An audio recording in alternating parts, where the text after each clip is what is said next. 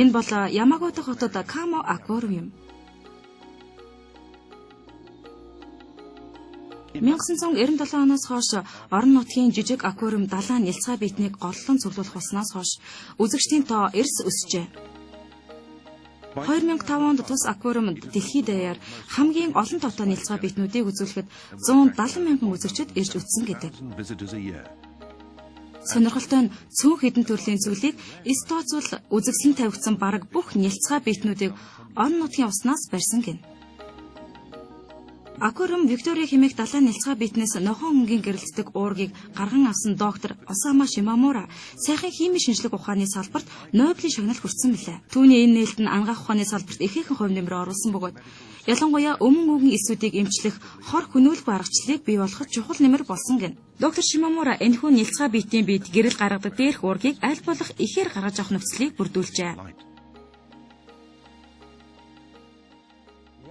Далайн нялцгай биетийг харахад хүмүүст тайвшруулах нөлөө их үзүүлдэг л дээ.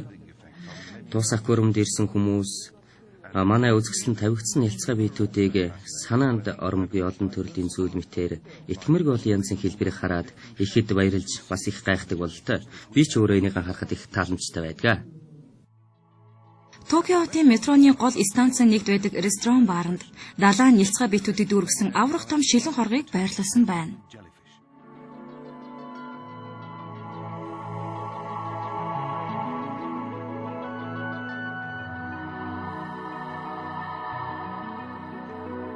Хүн ам олонтой хотын төвд орших энэхүү бааранд орсон худалдан авч тунгалаг бит эдгээр амьтдын зөөлөн хөдөлгөөнийг харж сэтгэл санаагаа тайвшруулдаг байна. Нялцгай биетийг ажиллах нь стрессийг тайлдаг гэдэг. Хэрвээ та нялцгай биетүүд бүхий аквариумны өмнө зогсож байгаа хүмүүсийг ажиллах юм бол тэр хүмүүс аажмаар амгалан тайван болж үг ярээ намуун түлгэн болж байгааг та харах болно.